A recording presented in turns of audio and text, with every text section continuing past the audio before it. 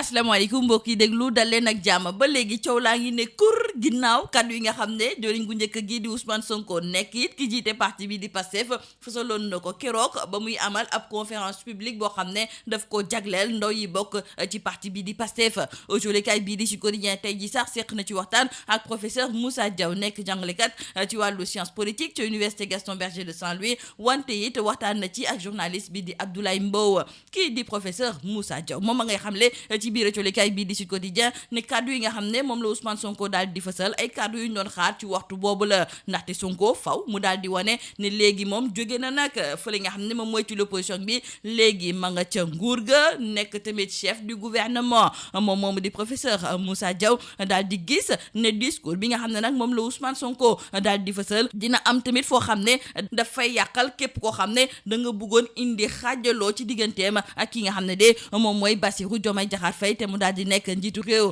léegi nag bu ci dollee di fësal ne am na yenn ci ay dossiers yoo xam ne nag mun na ko sulliwaat loolu day tax rek ba ñii nga xam ne tey jii de ñoom ñoo bees ci l'opposition bi daal di am tuuti tiitaange journaliste bii di Abdoulaye Mbow ba léegi ci waxtaan bi nga xam ne moom la colikaay bii di Sud Quotidien daal di seex ak moom daal di nay gis ne fu mu nekk nii du li Ousmane Sonko wax moom moo indi coow li na mu ko waxee la ndaxte Sonko dafa mel ni nag dafa doon tëkku ñi nga xam ne nag ñoom la doon waxal loolu nag moom moo fi daal di indi coow wante it daal di ne gis ne am na yenn ci ay kaddu yoo xam ne daal moom bu doon ku nekkoon ci place Ousmane Sonko du ko fësal comme kaddu yi nga xam ne nag moom la wax jëmale ko ci jëwriñ gu ñu dénk wàllu yoon ndaxte foofu kii di Abdoulaye Mbow la mu ca gis moom mooy premier ministre Ousmane Sonko dafa daal di weer sax ki nga xam ne nag moom mooy ministre de la justice di Ousmane Diagne li am ba des daal moom mooy ne Sonko bu mu fësalee kaddu yooyu am na ñoo xam ne nag commencé nañu dajale ay xeer yu ngand tàmbale di ko sànni ka njëkk sànni xeer nag du keneen ku dul Bougane Gueye Dany moom ci biir colikaay bii di Tribune ma ngay xamal ne kii di Ousmane Sonko réew mi dafa jomaay ndaxte loolu la ñu ko wax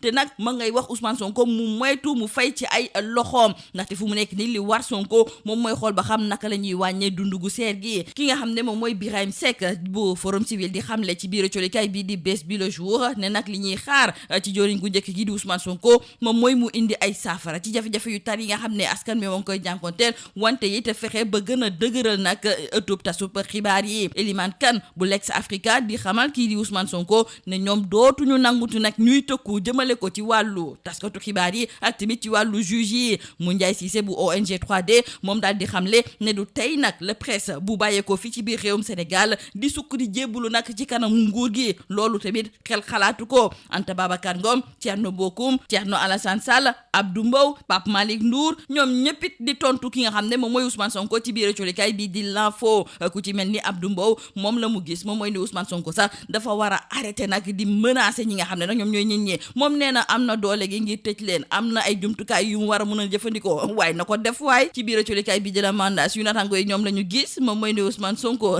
conférence publique am boobu de juróolu ko jàmm ndaxte dafa mel ni ne tey jii ñi nga xam ne ñoom ñoo nekk ci ëttub tasub xibaar yi dañoo fas yéene nag jàmmarloo ak moom wante it kaddu yooyu yeena nag ñi nga xam ne ñoom ñoo nekk ci biir l'opposition bi ñooñu ñëpp nag Ayib Daffé ma nga leen di tontu ci biir colikaay bii di yor bi ndaxte ma nga leen di xamal ne faalewuñu tey faalewuñu ëllëg kaddu yooyu nga xam ne moom mooy fësee ci ñii di ay patron de presse yi nga xam ne daal dañoo tële fay li nga xam ne moom mooy seen l'impôt ñi nga xam ne nag ñoom ñoo nekk ci l'opposition bi ñooñu moom seen xol a jeex ñu mer ba fóot te li leen merloo ñoom waa Pastef teguñu leen ko colikaay bii di L'As tey jii dafa def ab taxaw seetlu ci ëllëgu politique ci ki nga xam ne nag moom mooy Khalifa Sall moom mi nga xam ne kon ci élection présidentielle bii ñu jógee téeméer goo jël am na ci lu tolloog benn bu tegal juróom fukk ak juróom benn % Khalifa Sall colikaay bii di L'As mi ngi ñuy xamal ne mën naa bokk ci wàllu élection présidentielle bi nga xam ne dañ ko fas yéene amal ci atum 2029 ndax dina bokk wala bokk dafa fas yéene sukkandiku ci ndaw yi nga xam ne ñoom ñoo nekk ci biir partem ngir jox leen lenge yi li ci kanam rawali gët colikaay bii di Le Quotidien moom tey ji ma ngay ñëwaat nag ci diggante bi nga xam ne rattaxatul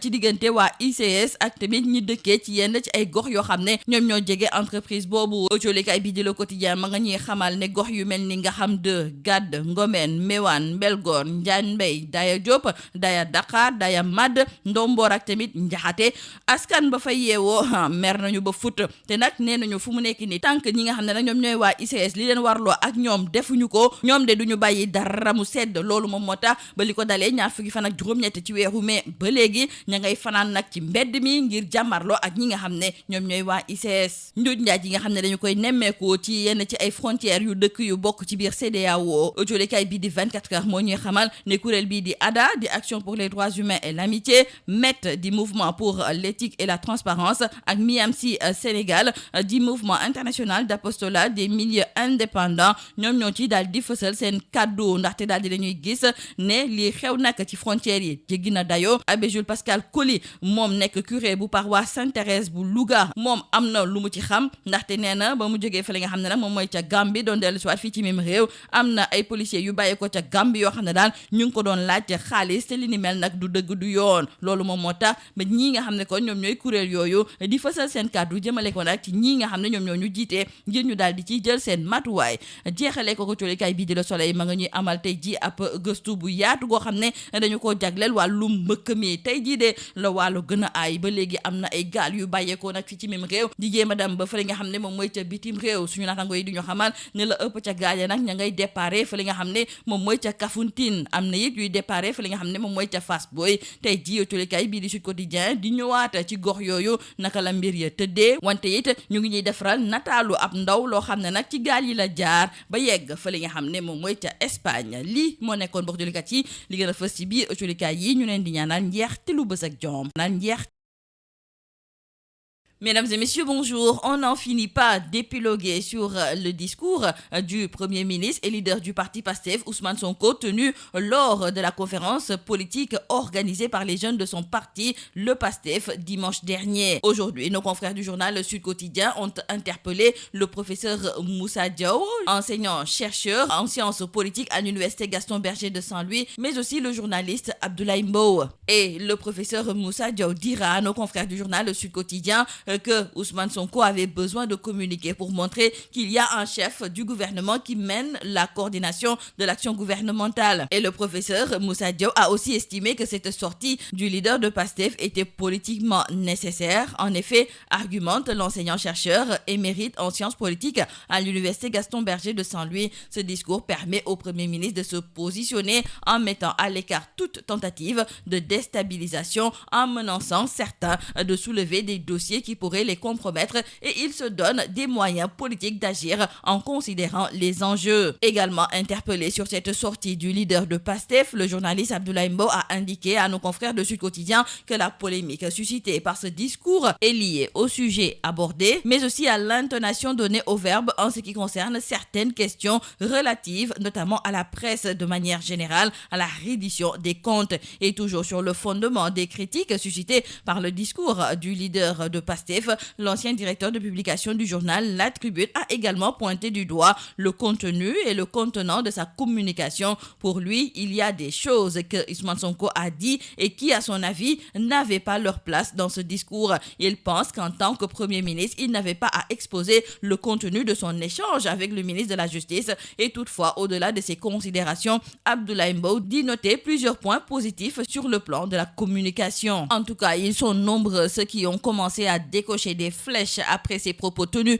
par le Premier ministre et président du parti PASTEF, Ousmane Sonko. Et c'est d'ailleurs Bougane Gueye Dany qui lance les hostilités dans le journal Tribune. Il lui fait savoir que réew mi dafa Diomaye, lui dit-on, et donc moytul mu fay ci say loxo. Dans le journal Bës Bi Le Jour, c'est Birahim Seck du Forum Civil qui fait savoir au Premier ministre que son rôle, c'est d'apporter des solutions durables pour consolider la presse. Quant à Eliman Kane de l'ex-Africa, il fait savoir qu'il ne permettra pas des menaces contre la presse et des juges. Moundiaye Cissé de l'ONG 3D renchérit en disant que ce n'est pas aujourd'hui que la presse sénégalaise va faire allégeance à l'État. Anta Babacar Ngom et Thierno Bocoum, eux aussi, décochent des flèches contre le Premier ministre. Et en plus de ces derniers, nos confrères du journal L'Info nous font savoir également que Thierno Alassane Sall, le président de la République des Valeurs, lui aussi fait savoir que le temps des discours populistes n'a plus sa raison d'être, et Sonko doit savoir qu'aujourd'hui il est au pouvoir, il doit donner des solutions. Abdou Mbow de l'APR dira au Premier ministre qu'il faut arrêter de menacer les gens. Sonko a tous les instruments, il a les rapports sur sa table, il n'a qu'à passer à l'acte. En tout cas, il faut dire avec nos confrères du journal Le Mandat, avec ses déclarations donc faites lors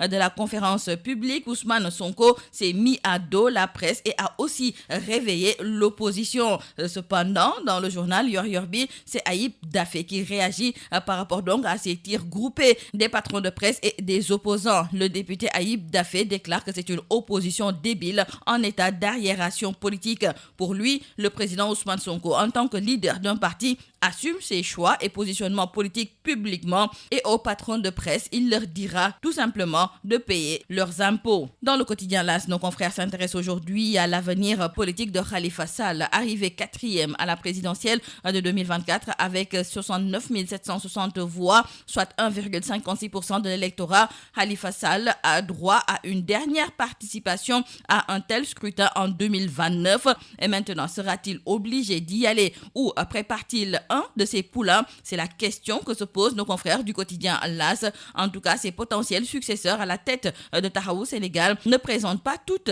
les assurances pour porter le flambeau. Les relations assez tendues entre les ICS et ses riverains, on en parle avec nos confrères du quotidien Le Quotidien. Nos confrères trouvent que c'est une relation explosive qui existe entre ICS et riverains. Et face à un blocus depuis le 28 mai, les ICS essaient de redémarrer la machine, mais elles sont confrontées cette fois-ci à une révolte des villageois qui ont décidé de paralyser leur activité. Les conflits fonciers et sociaux entre les industries chimiques du Sénégal et les villages riverains impactés comme Ngaham 2, Gad, Ngomen, Mewan, Belgor, Dianbey, Daya Diop, Daya Dakar et Daya Mad, Ndomor et Ndiakhate semblent encore loin de trouver leur épilogue. Parlons à présent avec nos confrères du journal 24 heures de ces extorsions et autres rackets notées au niveau des frontières des pays de la CEDEAO et ces actions pour les droits humains et l'amitié ADA, le mouvement pour l'éthique et la transparence MET et le mouvement international d'apostolat des milieux indépendants MIAMSI Sénégal qui sonnent l'alerte. Ces organisations attirent l'attention de l'opinion nationale et internationale sur le témoignage poignant de l'abbé Jules Pascal Colly, curé de la paroisse Sainte-Thérèse de Louga, qui raconte